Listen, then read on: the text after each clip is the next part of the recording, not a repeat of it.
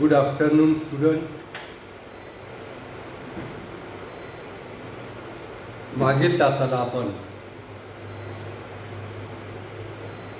सार्वजनिक उत्पन्नाची साधने अभ्यासत असताना सार्वजनिक उत्पन्न प्राप्त करून देणारं पहिलं साधन आपण अभ्यासलं होतं, ते म्हणजे टॅक्स, कर. या तासामध्ये आपण सार्वजनिक उत्पन्न प्राप्त करून देणारं दुसरं साधन अभ्यासणार आहोत, ते म्हणजे शुल्क.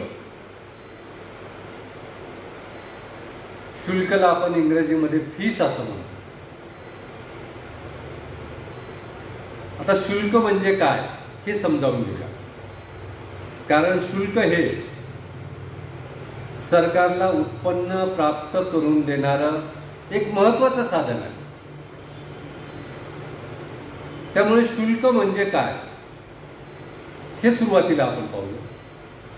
सरकारद्वारे पुरविल्या जाणाऱ्या सामाजिक किंवा प्रशासकीय सेवेसाठी आकारल्या जाणारी अल्प किंमत म्हणजे शुल्क. शुल्क म्हणजे काय?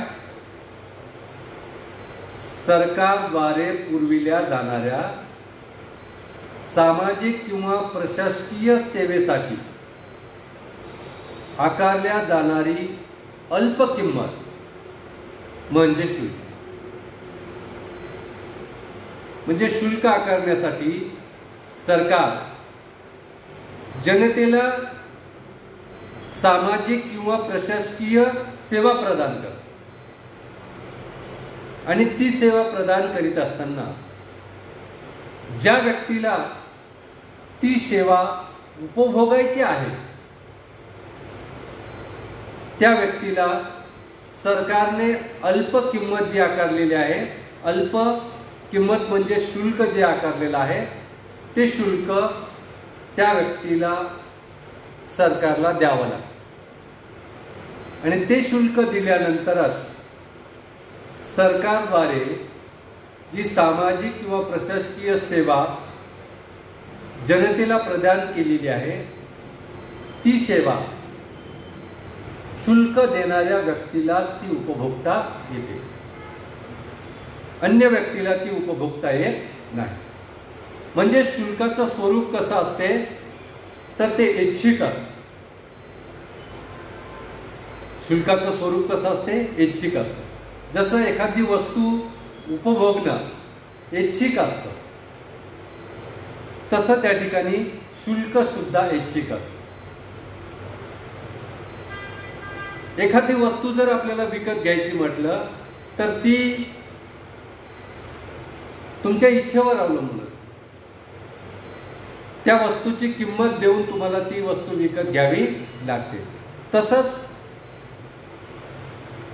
सामाजिक किंवा प्रशासकीय सेवा जी सरकारद्वारे पुरविल्या गेलेली आहे तर त्या वस्तूचं किंवा सेवेचं शुल्क दिल्यानंतरच व्यक्तीला त्या वस्तूचा उपभोग घेता येतो.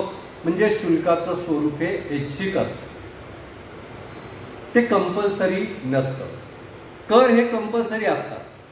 सरकारने आकारल्यानंतर कर हे जनतेला भरावेच लागतात. परंतु शुल्काचं तसं नसते, फीसचं तसं नसते. शुल्काचं स्वरूप हे ऐच्छिक असतं. ज्या व्यक्तीची इच्छा आहे त्याच व्यक्तीला ते भरावं लागतं.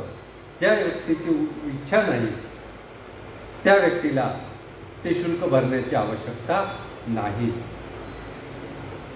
उदाहरणार्थ आता शुल्काचं एखादं उत्तम उदाहरण जर द्यायचं झालं तुम्हाला तर परवाना शुल्क.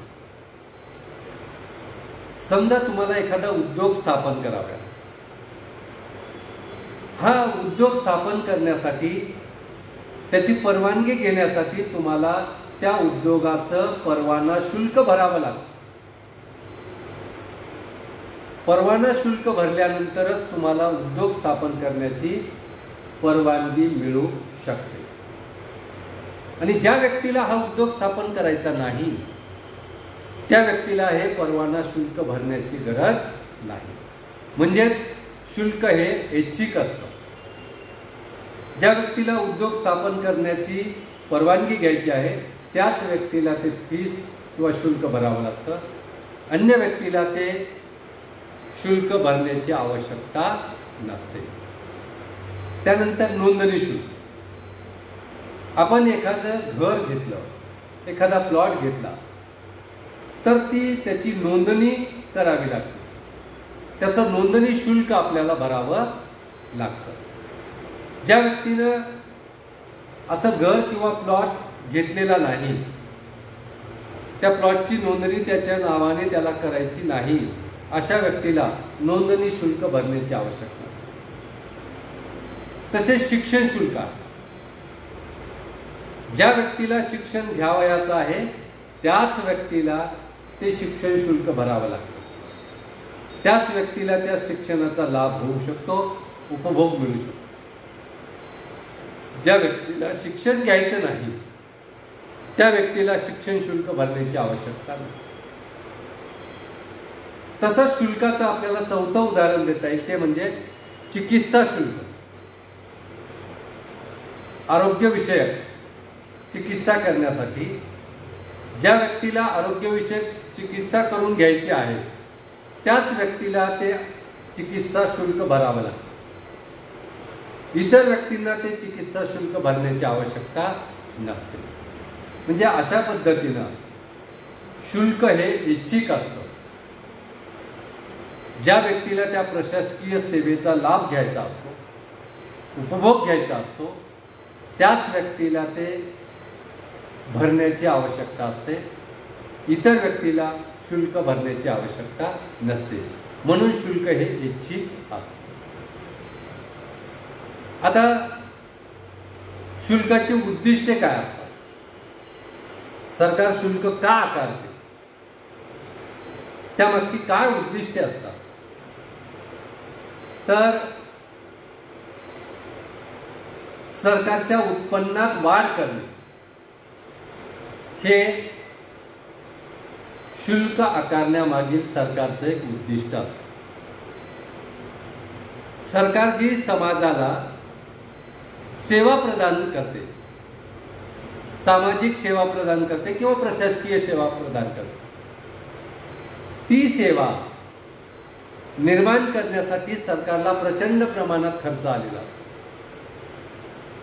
आणि हा खर्च भरून काढण्याच्या दृष्टिकोनातून काही प्रमाणात अशी सामाजिक किंवा प्रशासकीय सेवा उपलब्ध करण्यासाठी जो खर्च आलेला आहे तो खर्च काही प्रमाणात भरून काढण्यासाठी सरकार शुल्क आकारत असते. म्हणजे सरकारी उत्पन्नात वाढ करण्याच्या दृष्टिकोनातून सरकार शुल्क आकारत असते. म्हणजे शुल्क आकारण्यामागचं पहिलं उद्दिष्ट सरकारी उत्पन्नात वाढ करणे हे असते. त्यानंतर शुल्काची आकारणी करण्याचं दुसरं उद्दिष्ट असतं ते म्हणजे लोकांना सेवा मोफत घेण्याची सवय लागू नये. सरकारने जर सामाजिक सेवा किंवा प्रशासकीय सेवा ही मोफत दिली, प्रत्येक प्रशासकीय सेवा किंवा सामाजिक सेवा सरकारनं जनतेला जर मोफत दिली तर जनतेला मोफत सामाजिक सेवा किंवा प्रशासकीय सेवा उपभोगण्याची सवय लागू शकते. मग अशा वेळेस लोकांना सामाजिक किंवा प्रशासकीय सेवा मोफत घेण्याची सवय लागू नये, त्याबाबत थोडंसं शुल्क भरण्याची सवय लागावी यासाठी सरकार शुल्काची आकारणी करीत असते. म्हणजे सरकार दोन उद्देशाने शुल्काची आकारणी करते. एक, सरकारच्या उत्पन्नामध्ये वाढ व्हावी आणि दुसरं, सामाजिक किंवा प्रशासकीय सेवा मोफत उपभोगण्याची लोकांना सवय लागू नये. हे दोन उद्देश समोर ठेवून सरकार शुल्काची आकारणी करीत असते. आता आपण शुल्क म्हणजे काय शुल्काची उदाहरणे आणि शुल्काची उद्दिष्ट आपण पाहिली. आता आपण शुल्क आणि किंमत यामध्ये काय समानता आहे ते लक्षात घ्या. शुल्क आणि किंमत. एखादी सामाजिक सेवा विकत घ्यायची म्हटलं तर ती जर सरकारनं प्रदान केली असेल तर सरकार शुल्क आकारते आणि हे किमतीसारखंच असते. सरकारनं एखादी वस्तू जरी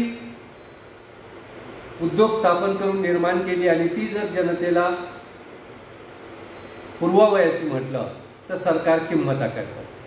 म्हणून शुल्क आणि किंमत यामध्ये समानता म्हणजे दोन्हीही ऐच्छिक आहे. एखादी वस्तू विकत घ्यायची असेल तर तुमच्या इच्छेवर आहे त्याची किंमत द्यायची आणि ती वस्तू विकत घ्यायची. म्हणजे किंमत ही सुद्धा ऐच्छिक असते आणि शुल्क हे सुद्धा ऐच्छिक असते. कारण सरकारला सामाजिक सेवा प्रदान करीत असताना शुल्क आकारल्यानंतर ते शुल्क भरणाऱ्या व्यक्तीलाच ती सामाजिक सेवा मिळते.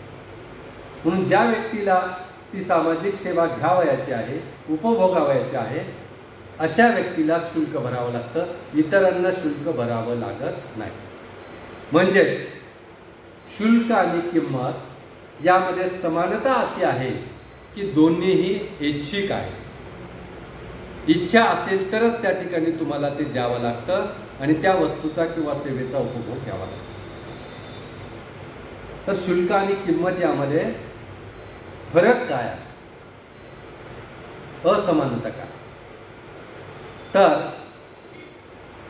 फरक असा आहे की सामाजिक किंवा प्रशासकीय सेवेसाठी शुल्क आकारलं जातं. शुल्क हे कोणाला आकारलं जातं, कोणत्या बाबीसाठी आकारलं जातं?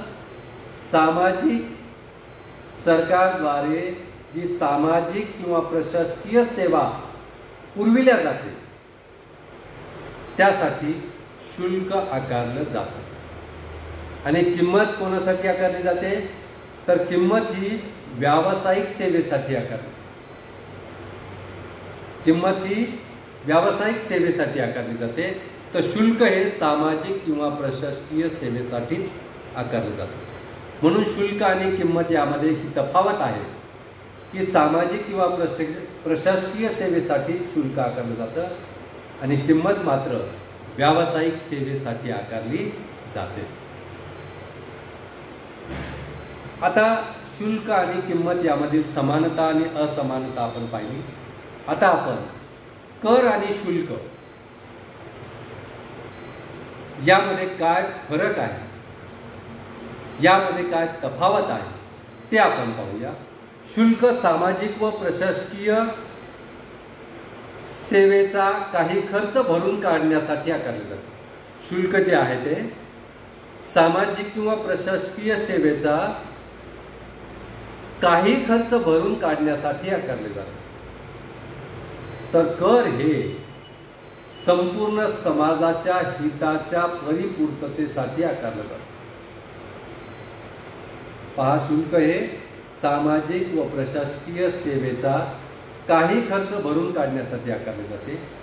याउलट कर हे संपूर्ण समाजाच्या हिताच्या परिपूर्तीसाठी आकारले जाते. म्हणून कर आणि शुल्क यामध्ये फरक आहे.